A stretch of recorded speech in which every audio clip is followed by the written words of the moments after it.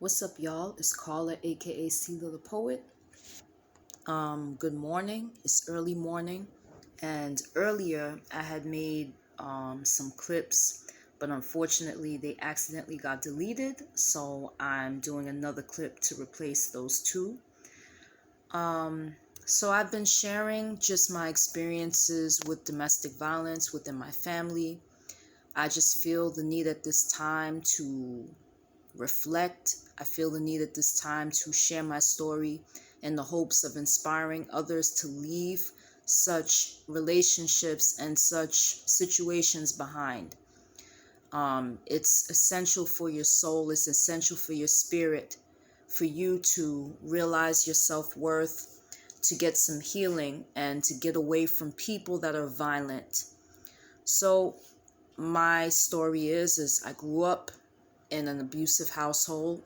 I was abused as a child, as a teen, and as an adult. I married a man who ended up being abusive, and I also suffered abuse by proxy from my mother and my two sisters.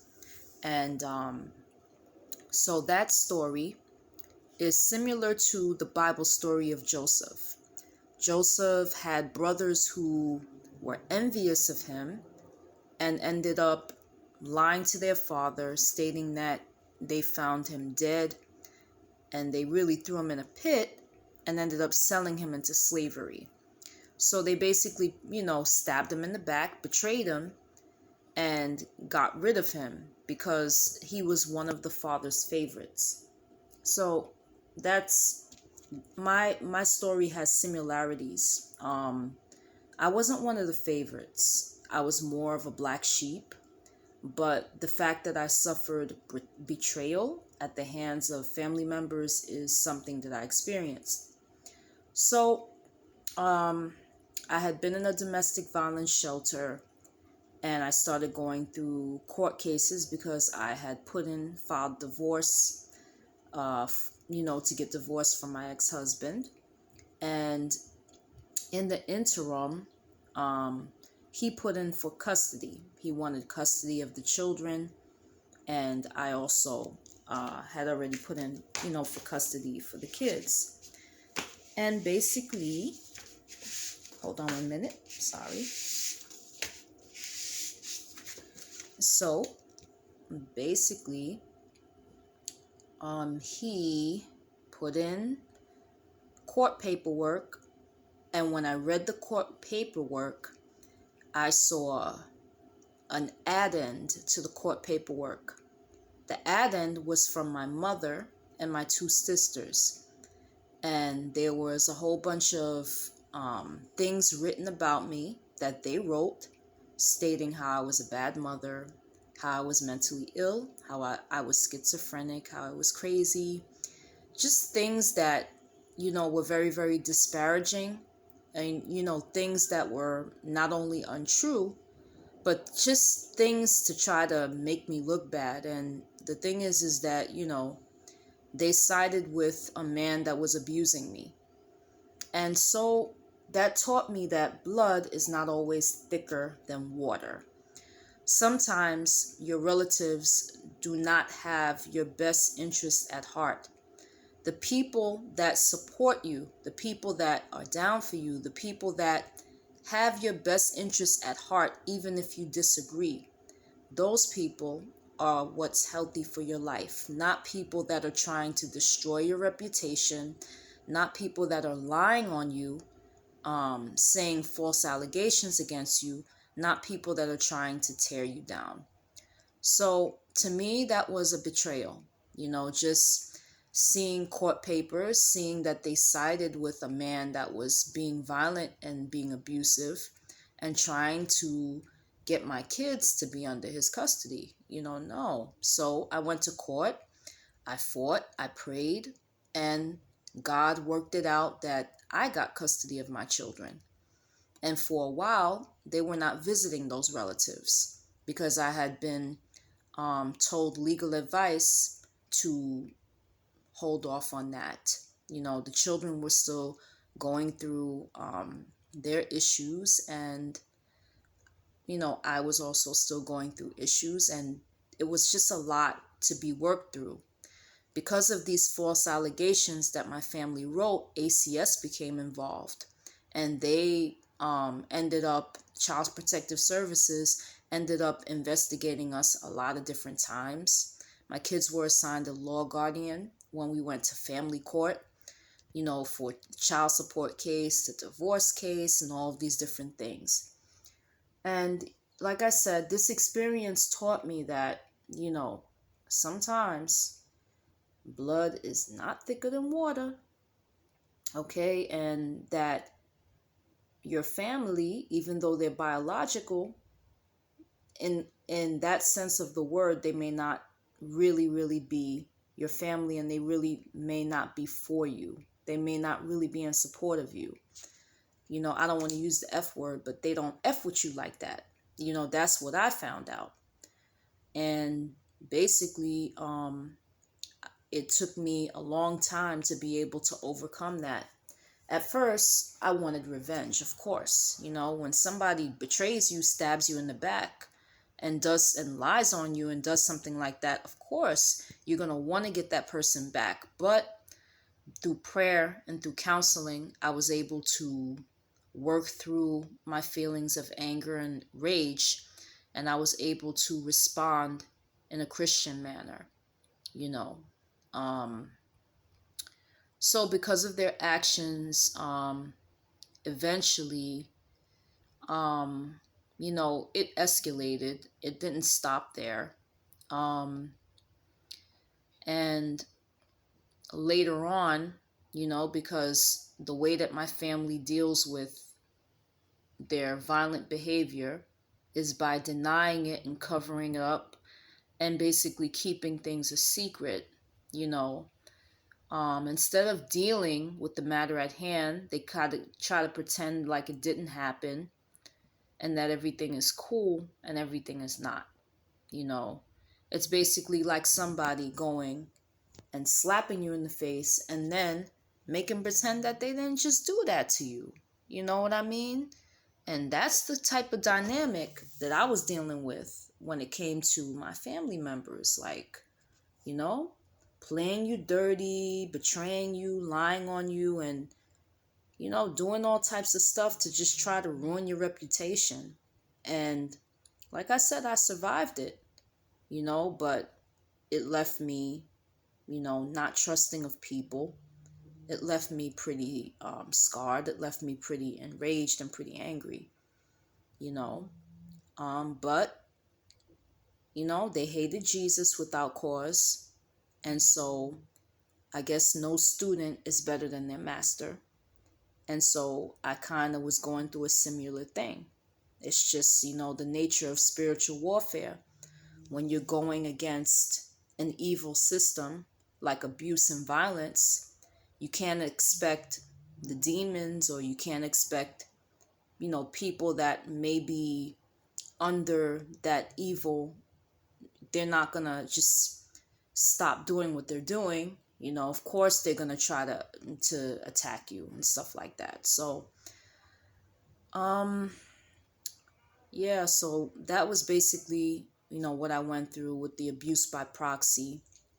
It ended up spiraling, it ended up increasing. I was threatened at times. Eventually, the same behavior started happening to my grandmother. My grandmother at the time owned the house that my sister and my mother were living in. And, when I would go over there and visit her, I noticed that she was kind of declining. She was getting older, she might have been having a little bit of touch of dementia. I'm not sure. It seemed like, sometimes she would lose her memory and stuff like that. But one thing I've never known my grandmother to be is a liar. And so she started sharing some things with me that, I believed her. I took her at her word. For one thing, she claimed that she had like a little refrigerator in her room. And she claimed that, when she would go and try to make food, the people in the house would complain, well, I bought this and I bought that, and then it would be a big deal. I don't know why it would be a big deal. So she was keeping her own food in her own refrigerator in her room, and she would always be in her room. So it was kind of like she was a prisoner in her own house. She owns the house, but it's the other people in the house controlling things and ruling over the house. And that's not the way that she wanted it to be. That's not the way it should have been. So I noticed that, she was kind of disheveled. And I also noticed that she had an open lesion on her leg. So I started asking her, I said, when was the last time you went to the doctor? And she said, I haven't been to the doctor. I need someone to take me. Nobody has taken me. So I ended up becoming her power of attorney. And of course, that didn't sit well with my family members that I wasn't cool with. So the power of attorney, I ended up sometimes going over there, and I tried to go over when my family wasn't there. I would buy my grandmother groceries, and I would try to spend time with her, talk to her. She would share stories with me. We would just kind of bond and hang out. And eventually, one day, I got into a dispute with my sister. And that was the beginning of another court case. I went there and we ended up having a dispute. I just simply asked her, please don't let my mother know I was here. And eventually that ended up becoming a cursing match, and it ended up becoming a verbal disagreement. The police ended up being called. We ended up filing complaints against each other. As a result of that, we went to court. Orders of protection were put in on my part and their part. And eventually, what ended up happening was they ended up telling my sister their side of the story, my younger sister. So she ended up siding with them. So she sided with them. And then after that, we all ended up going to court, me and my grandmother, against my mom and my other two sisters. And when we went to court, I didn't have a lawyer because I couldn't afford one at the time. And the judge, he didn't even allow my grandmother to speak her piece. He didn't allow her to testify. And, he allowed me to say my piece, and he allowed my mother and my sisters to say their piece. And because there were more of them than me and my grandmother, he believed them, even though they were lying.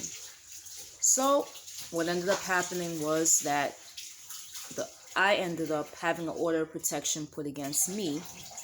The person that was being mistreated and violated in the first place, they ended up putting an order of protection against me. I think it ended up lasting for about, a year.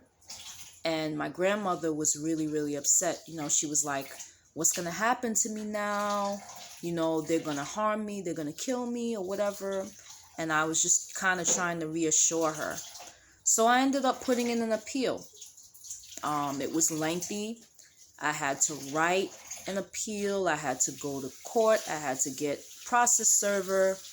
I had to do a lot of different things. But I ended up doing legal research. I looked up the domestic violence laws, and I realized that during that first court case initially, that my rights were not really being respected. So I appealed. I ended up going to appellate court, and I ended up winning. As a result of the appellate court case, they vacated and dismissed the order of protection that my mother and sister put against me. And there was another trial, So after that, in the interim of that happening, my mother ended up assaulting my grandmother and ended up getting arrested. Once she got arrested, they ended up awarding me an order of protection from criminal court. as well as my grandmother getting a protection from criminal court. My mother had assaulted my grandmother, pushed her into a wall, and would not let her leave the house. And because of that, my grandmother filed a police report. And of course, I was a witness. So, I also went with her when she did that. And, it ended up being just very, very ugly. These are the type of things that happen when you're in a family where people, they don't respect you, they don't talk to you, or they don't talk about their issues. Everything is violence, everything is disrespect, everything is, people are lying on each other, falsely accusing each other of crimes and things of that nature. It's very, very, very toxic. So, I ended up, winning the appellate case.